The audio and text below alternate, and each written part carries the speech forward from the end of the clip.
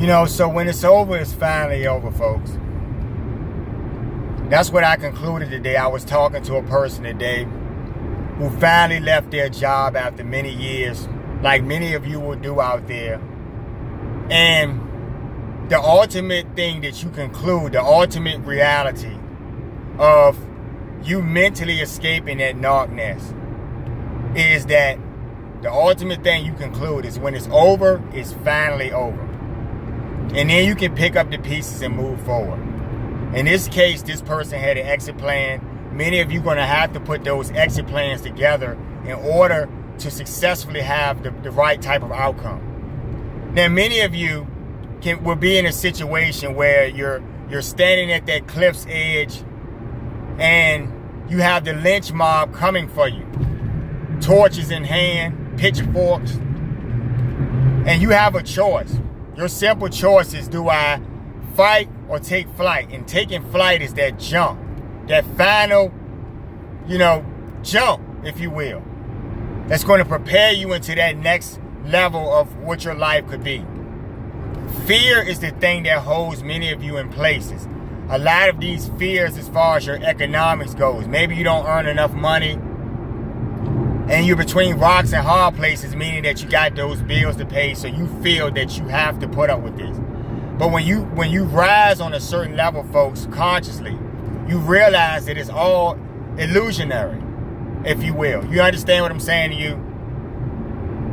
So in this experience, when I was talking to this person, they were talking about how liberating it felt. And it made me recall my many days of pain in these workplaces. And when I finally left, but I told you guys, whenever I talk to people, we always seem to have very similar stories, which is why I know that these people all suffer from the same mental conditions. It's an epidemic, folks. Worldwide, people all over the world who are working, who are actively employed, are going through these types of things, folks. The unnecessary BS that they deal with every day. On Monday morning, they dread going into that office or to that work site. You know what I'm talking about. We talk about this every video. I look at your comments and stuff. I get your emails. I know you're going through the same. I've been through the same thing, folks. But it's liberating, when you get to that point where, and you're, as part of this exit plan, folks, a lot of you have to escape. But I told you have to do things like a ninja. And that's what we were talking about today. And I think that's important why we're going to have this discussion, because, yeah, I talk about this exit plan. Yeah, you got to have your ducks in a row. Yeah, you got to have your money straight and some other job prospect in place. But how does one, in an environment of people who are toxic, where people character assassinate, watch every move you make, gang stalk and all of these things, how does one escape from an environment and keep their cards close to their chest? And that's what we're going to talk about today, folks, because that's one of the most important components of the exit plan. Having that plan. Now, I saw footage recently of there was some young person trying to escape from one of these bureaucratic places or something. They had literally taken a sheet and a rope and tried to canvas their way climb their way out of the window from wherever they were trapped at. And when people saw this, they saw this kid fall or whatever, no one questioned if that person was really trying to escape. And everyone looked at this as a prank. Well, you're going to have to, in your situations, folks, you're going to have to be that kid who is escaping, but you're going to have to make sure that you get away. In this case, I don't think that kid got away. And that's the point of escaping from these toxic environments. There's always someone watching you to pull you back into that barrel. You understand what I'm saying? So when you have this exit plan, you have to remember that. That's the most important thing. The stealth. Okay? Now, stealth entails many things. Maybe you have to pack up your shit, weeks in advance. When I say that, I mean, start taking those photos off your desk if you have a cubicle or something. Start using some of that sick time up. Maybe you want to do interviews or something, or maybe you have some bigger prospect. And that's where you get the ultimate, I don't want to say you're getting revenge, because revenge is not about this anymore, folks. It's about you moving on with your lives, and the success that you have will be your ultimate revenge. When you're dealing with narcissists, they want to keep the control over you and step on you and devalue you for life. But what pushed you to these points? Because we're all over the place, but these are all things that drove you to this, and we'll get to this stealth. The thing that pushed you to these places was you realized that ultimate devalue that your narcissistic boss had for you. In this case, it was you were doing, the job, and you were performing above average on your job. You were watching people who are these degenerate workers get promotions and stuff, and no one could justify to you or reason to you why you weren't worthy of a raise, when for several years you were taking on extra tasks and assignments and stuff and completing them effectively. You get what I'm saying, folks? I told you guys in previous videos that narcissists are never fair. They're not built to be fair, folks. The lower natures are what consume them, and in every way they will try to disadvantage you, especially in a social relationship where you're talking about a dynamic of work, a boss or subordinate. You get it? So in this case, they'll devalue you by having you take on all these tasks. I've talked about videos where they'll have you climb on the damn roof and power wash the roof, and you work in the office or something. They'll have you paint the walls, do all types of crazy projects and shit. Not in your job description. Some of these things will really improve the appearances of these workplaces and stuff, so you are going above and beyond, if that's the criteria for getting a raise. Little asshole Johnny over here in the next cubicle got a $10,000 promotion or something just for being able to kiss ass effectively. You're not built to kiss ass, folks. The best of you will go through these because you're empathic and you're not gravitating to your lower natures. So this is why you were targets in the first place. So you'll watch that boss who had you do all of these crazy assignments, come in on your days off, work on weekends, do all of this stuff, only to evaluate you and give you a standard review, a standard, grade or something, if you will. So you don't get that $10,000 bonus, only to go back to your cubicle and look at your coworkers all happy about their new assignments or their new promotions when you did all of the work that year. You see? So once you eliminate or realize or mentally free yourselves from this game, you realize that it was always about devaluing you no matter what. No matter how much effort you put into this, it was always going to be a game to discard you. Now, let's get to that discard. They're going to discard you, folks. That's the whole purpose. I've told you about this bazooka analogy with the fly on the wall thing, where you see a fly on the wall, and instead of you getting a fly swatter to take care of little old fly, you get a bazooka and blow the whole fucking wall out. When I say that, in terms of your job, that translates to your job or transfers to your job, changing your position or something. So I've heard this situation. Here's another example. We were talking about this today, where, you stepped up in your department and you've made some changes and they're great and they're effective. You're making high revenue for the job, right? Your department is seeing revenue. So instead of doing a merger or something, they're going to keep that department independent because it's showing that there was success in that department. Y'all made profits and stuff. You get it? If this is about money, money is bullshit, but we're going to talk about a job and a business. It's about that, bottom line. So instead of them honoring the idea of you putting in all this work and you should be rewarded when they do these transitions, they'll try to fuck you over, folks. So in this merger, everyone will benefit. Everyone will get new projects and tasks except for you. That's what happened in this case.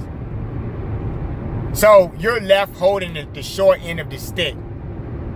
All of these record-breaking profits that another department is going to swoop in and take credit for and benefit from, not realizing all the hard work that was done on your backs or something, if you're in this situation. So what does one do when they've realized they've been completely devalued to their faces?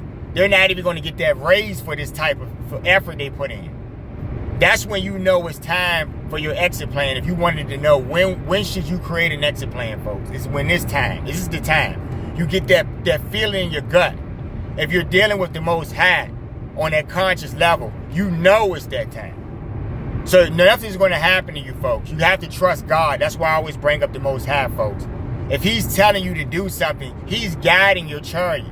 You cannot go wrong when God has the reins of your chariot, folks. Sometimes you have to step away from a high-paying job or whatever to realize the better things. The Lord can see it all. He's everything, folks. He's the beginning and the end, so trust him. But these demons will rearrange the structure of your whole entire department or something just so they can hurt you, that fly on the wall. And it makes no logical sense on a profit level, on any level. But it's about a game, folks. And I told you, when asshole narcissists have the reins of power, they'll always do things to the service you for the benefit of themselves. This is how they operate. On every level, folks. They've never done it any other way. Right? And this is a blueprint that bigger society has, and it breaks down into your workplaces. It's simple as that. Okay? So when you talk about stealth, now you want to get out of this job because you realize that they're gonna degrade you. They're gonna eventually discard you, which means they'll eliminate your position altogether. You'll be fired. You'll be in a position where you have to, figure out your health benefits or all types of things that they were planning on putting you in. This is the reason why a lot of them would try to hack into your computers, like I was talking about. If you wanted to know why they would need certain pertinent information about your lives, so they can play the game effectively, folks. But everyone is in on this game. And so whatever department merges or whatever they're going to do, no one seems to know anything. They know about everyone else and who's going to get this and that. But when it comes to you, no one has any information for you. So you're left in the dark completely about when they're going to do this thing or when they're going to eliminate your job. And these are the games they play, folks. The stress is putting on you. They enjoy that stress. You see? So how does one outsmart them? This is where we get to the good part, the best part of this video, folks. One outsmarts them by simply walking away from the fucking game. You don't have to play this game. You know your value. You know your worth. You don't work for anyone who's willing to look you in your face after you've done some great thing for their department or something and made some nice revenue for them or something, and then let them tell you that it was for nothing. You get it? You know your value. Okay? And you trust the Most High, folks. He'll take you out of that bad situation. That's what I need you guys to understand. It always relates back to him. He's seeing everything. Right? He is the whole show, folks. So these fucking fools, will be devastated when you in stealth disappear right under the radar. Right? You packed all your shit up, like I was saying. You got your photos. You took your little plaques off the wall, right? You did all of these things. You cleaned your lockout way ahead of time because you knew this day was coming, folks.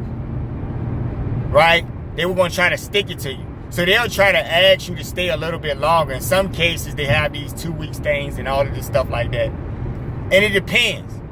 If you know the last few people that you know left a job under favorable circumstances, meaning that they satisfy all the terms of the job, they helped out and everything, and they still got fucked when you found out that they were put down for ineligible to come back. Why would you do that to a person? But you're dealing with evil people, folks. I keep telling you, this is part of the game. To devalue you. They're going to burn you even when you leave because, see, the whole point is you discarded them first. You understand? This goes back to the manual, folks. You discarded these people first. And so now they'll never be able to see you again. And if you did it in a clean way, they'll never be able to see you again. You brought all your uniforms back if you have those. You turned in all your equipment, your passcodes and your keys and everything. You did all of this stuff ahead of time. So then you'll have these people trying to get you to reason with them about why you should stay longer because just in time for them to get things for them in place. They weren't prepared, folks. They didn't anticipate that you would just walk away from the game so fast because you got these bills to pay, you got this or that. And that's what I was telling you about being preemptive, folks. This is about you. You're not looking out for them in this situation because they were planning on burning you anyway. So you listen to your conscience, okay? And you move out of these spaces once the time feels right for you. But don't be afraid, is what I'm saying. Sometimes you have to be willing to make that jump, folks. It's very necessary for you to get to the better parts of your life. You have to shed all of that fear. That's what they want you to do. They want you to live in fear. They live in fear. Narcissists live in fear, folks. Okay? So you want to move in stealth. And on that magical day, maybe you don't want to give them that 2 weeks. Maybe they don't deserve it. Maybe they fucked you every weekend and made you work extra shifts and lied to you about your advances that were coming and all types of things. And because you never acted on these things after they done this, they figure they can get away with it. And you're their footstool. You remember that footstool video we did? Go back and check that out. You're the footstool, folks. When you're tired of being a footstool, you're going to take action. Taking action is taking control of your lives. Realizing that your destiny is in your hands, folks. You don't have to be a target for these people anymore. Let it go. Okay? You don't owe them anything. You don't even owe them an explanation about where you're going. And we laughed about this shit. It was so funny to recall these days when, you turn in that resignation.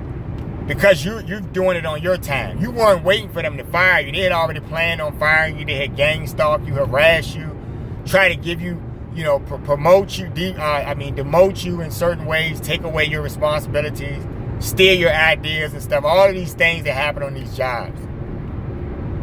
Put you in a position where you're a crab in that barrel. You can't go anywhere else.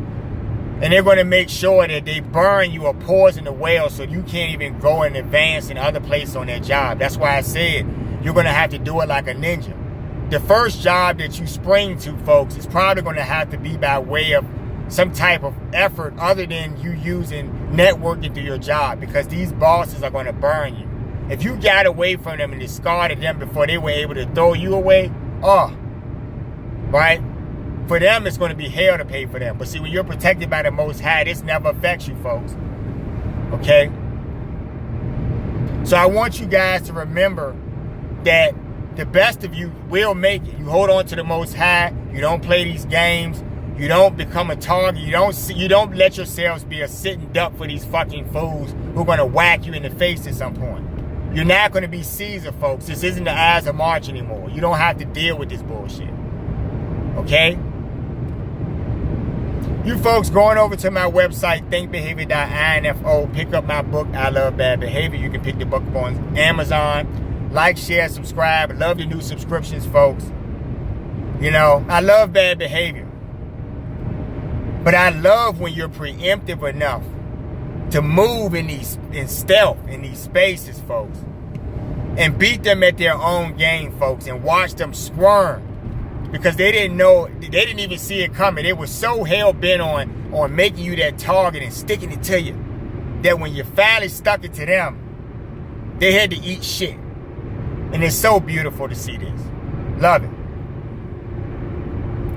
You folks, have a nice day. I hope you're in this situation. I hope many of you can, if you've done this before, you know what I'm talking about. I've been there. It's a great feeling, folks. We'll talk soon, folks. Y'all have a nice day.